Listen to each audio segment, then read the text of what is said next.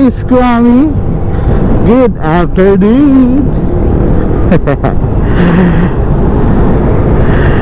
Siguro naninibago kayo, no? Hindi yung karaniwan na lagi nyo nakikita sa akin sa video na digital gauge, tawag dito, analog gauge na dalawa. Ngayon, so nakita nyo, ito lang siya. Yes, wala na ang ating X-Max 300. Naibenta ko na ang aking X-Max 300. So ito yung pinili ko na bilhin, yung Vespa Sprint 150. Yan, 2022 model to. So yan, salamat dun sa nakabili ng aking X-Max. Ito, panoorin nyo to, yung video na to. So nakuha ni boss ang ating X-Max 300 sa murang halaga lang. Mura lang talaga. As in, ang tinanggal ko lang sa setup ng aking X-Max is the Olins and Acrophobich. So yun lang, no. Ngayon naman, ito kakakuha ko lang. Okay lang din naman yung price na nakuha ko siya, since ang hirap talagang humanap ng Vespa. Ito nga yung tanong makukonsider ba natin na downgrade tong ginawa ko? Magaling tayo sa X-Max. For me, in a practical way, siguro downgrade, yes, in a practical way. Pero premium bikes to. Actually ito siya, very bare talaga nung motor. Pero guys, pag nasakyan nyo naman yung Vespa, iba naman yung iba yung pakinamdam, guys. Iba yung feeling na, uy, naka-Vespa ako. And it's look classic alam nyo, tsaka hindi rin tayo nagpapatakbo ng sobrang tulin, diba? So talagang pasok siya sa akin. Wala akong masabi. And isa talaga ako, nangarap talaga ako na maging Vespa owner, which is nagagawa ko siya ngayon. Nakakatuwa lang kasi yung mga pangarap ko noon, sana magkaganito ako, ganyan ako, natutupad ko. Kahit na sabihin natin na yun tawag dito, hindi ko sila nakukuha sabay-sabay, kailangan ko i-let go. Pero andun yung nahawakan ko sila, naging akin sila. So it's achievement na para sa akin yun. At least hindi tayo tumigil sa pagkuha ng mga gusto nating marating, diba? Yan naman yun. So ngayon, magsa-short ride lang ako papuntang Fantasy World. Picturean ko lang siya doon kasi maganda. Then tinitest ride ko na rin siya kasi kailangan ko magaman. So sobrang kagabi ginamit ko na to tumambay na kami sa Bermosa. Pero grabe, eto, hindi mo hanapin yung speed. Takbong pogi talaga, literal na takbong pogi. Ano siya tawag dito, head turners tong Vespa. Tapos eto, right yan, dilaw pa nakuha ko. So kitang kita to sa daan, diba? Pero guys, hindi to tulad ng NMAX, X-Max na pag inarangkada mo, ramdam mo yung mga torque, diba? Hindi siya ganoon, hindi to. Pero guys, masasabi ko lang, napaka-smooth ng acceleration nito, promise. Compare sa mga nagamit ko na NMAX, ay grabe, napaka-smooth talaga. Ang smooth na ito, promise. Walang biro, wala talagang biro. Grabe yung technology ng motor na to. Napakasarap lang ng ganun kasi wala kang ano, alam mo yung hindi kayong biglang sub-sub. Ito talaga smooth na smooth, promise, pag na-drive nyo to. Kakaiba. Yan. So yan, mamaya silipin natin ano bang meron dito sa ating Vespa. Ano ba nilalaman netong Sprint 2022 model na to. Worth it ba siya, diba? So alright, ride muna tayo. Alright, napaka-chill ride talaga ng biyahe kong to. Ayun lang, yun ay stress, no? Parang sa motor na to, okay lang na tumakbo ka na mabagal. Hindi mo kailangan makipag-unahan sa kalye. Ano yung gano'n Ito yung pakiramdam ko sa motor na to. Parang completely maangas na to, itong motor. Parang hindi mo na siya kailangan makipagsabayan yan sa mga kare-karera. Well, iba talaga, promise. Ramdam mo pati yung pagka-premium ng motor diba? Ayan, so di na tayo dadaan. Ayaw magbigay ng ano.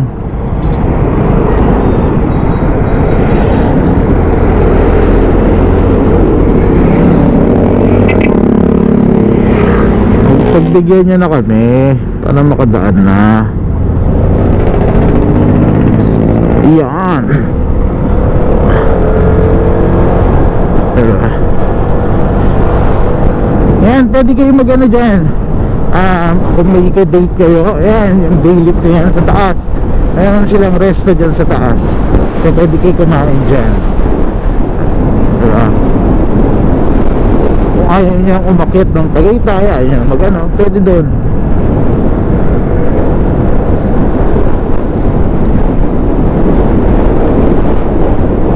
Diba? Banking! Banking ko more. Yan.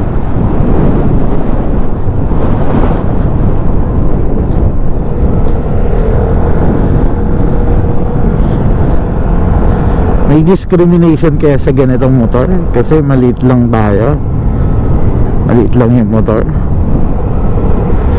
Nalaan natin, no? Habang nasa atin itong motor. So guys, kaya ganito lang ginagawa ko kasi hindi ko kaya mag-maintain ng dalawang motor. First of all, wala akong budget para mag-maintain ng dalawang motor. Second, wala talaga akong pera. Kung ano lang yung budget ko ngayon, yun na lang yung pinaiikot ko kasi ano yun man, mahirap na kumita ngayon, diba? Tapos hindi naman ako kumikita pa sa YouTube natin, so wala pa tayong nakukuha kahit extra income, extra doon sa YouTube natin. So probably continuous lang naman, baka magkaroon din tayo ng profit doon.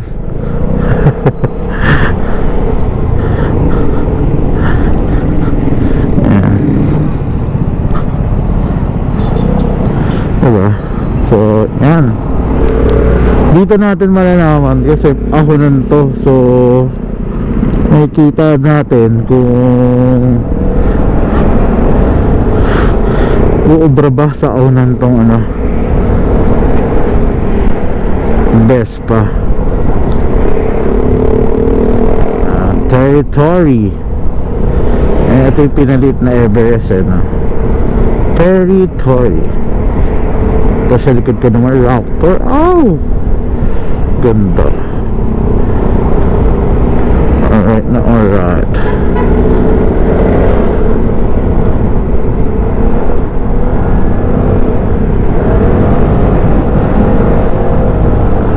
Alright.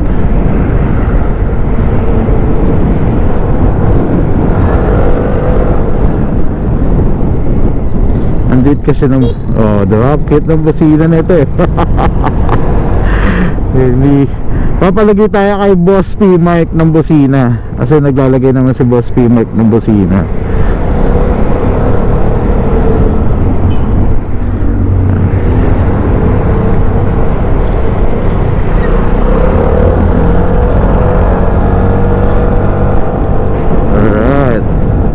ahunan to eh.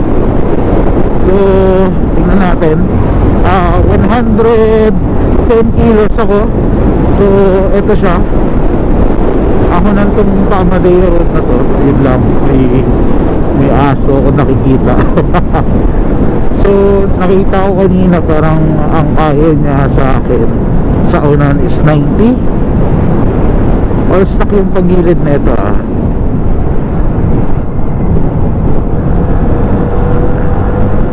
90.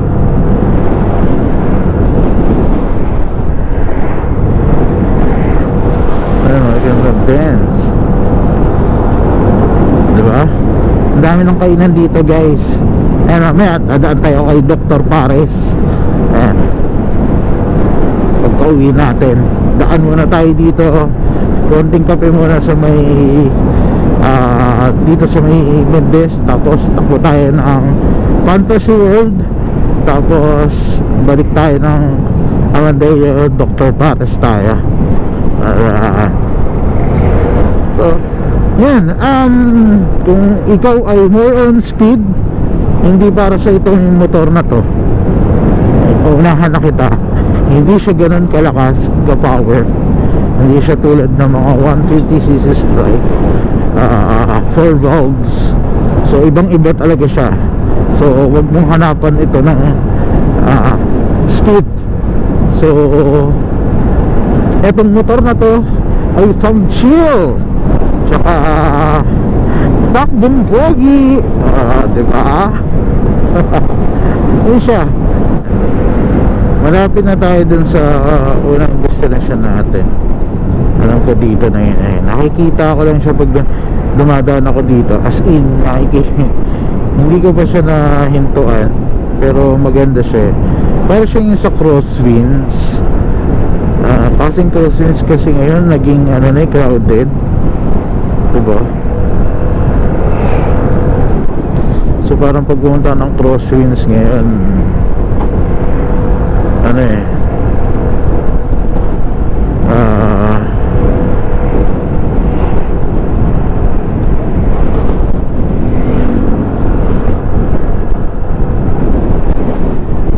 ano na siya, masyado nang masikip, or yan, dami ng tao talaga eh, diba?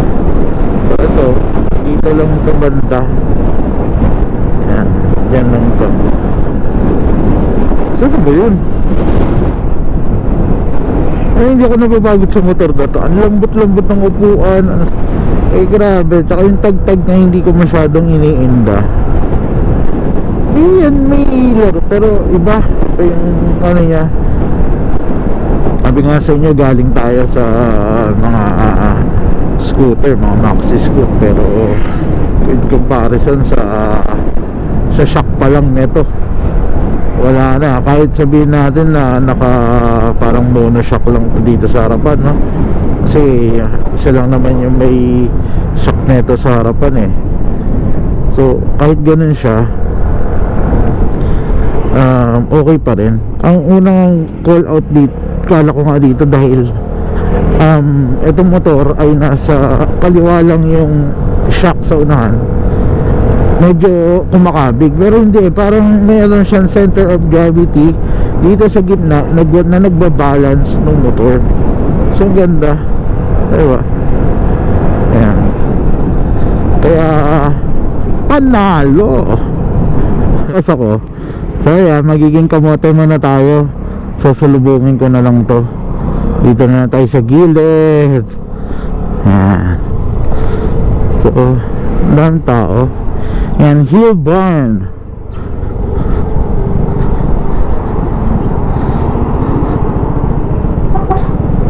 Hillbarn,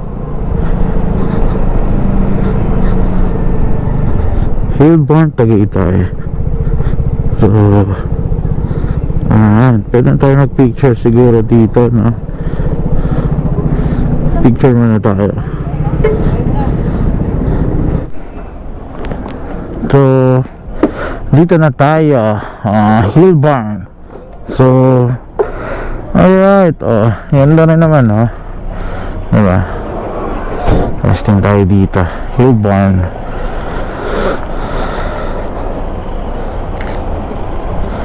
At medyo maraming tao na.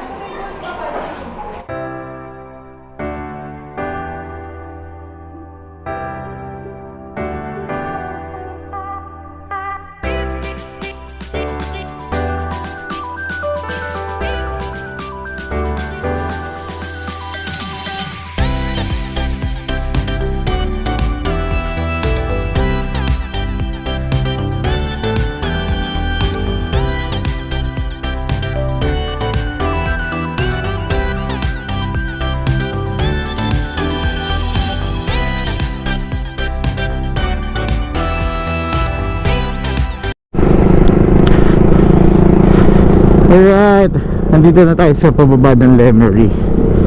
So, picture lang tayo sa Fantasy World. Tapos punta na tayo ng Espasyo. Tapos hanap tayo ng place mamaya kung saan pwede natin i-view lang itong Vespa Sprint natin. Ayan, tinitingnan ko sa kailangan ko bumili ng mount sa harapan para hey, grabe yung ano, talo. Ayun, yung bakas pa rin yan, yun, and so ayos din dyan, Biko. Dapat pala dyan nga lang pala kayo kumanan. Okay lang yan.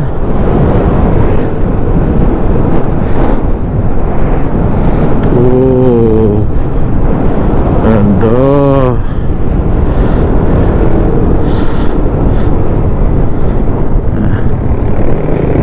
Chibuga.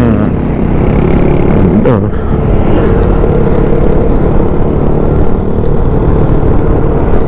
Nice.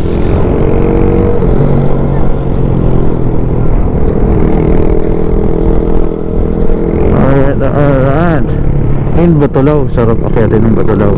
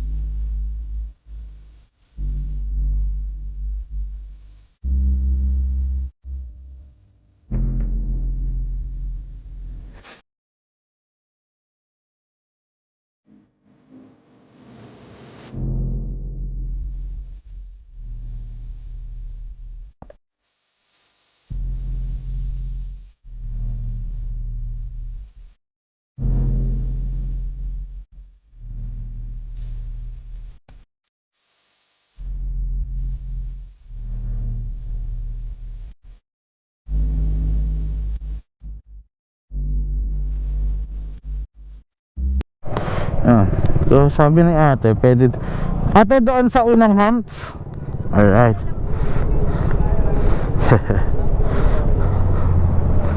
Kailangan pipicture muna sila.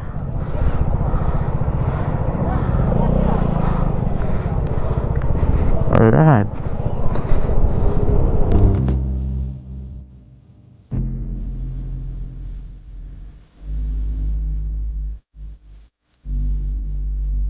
So salamat sa panonood mga kaskwami. Hanggang dito na lang muna yung video natin.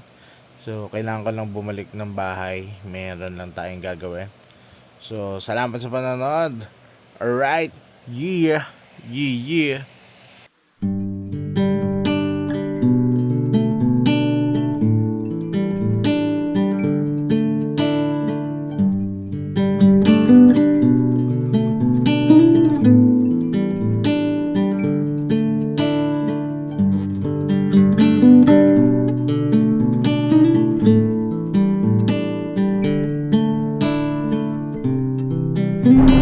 Alright. Yon.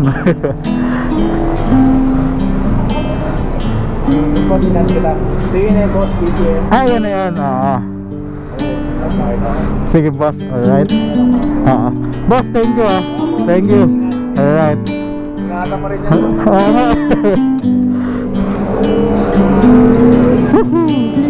Ang start boss, ito. Yan. So, alright. Sige boss, thank you. Boss, pagka umandar ka, ano niya, pag hindi na wala yun, may problema yan. Okay, sige boss. Okay boss. Boss, thank you ulit. Thank you. Smooth.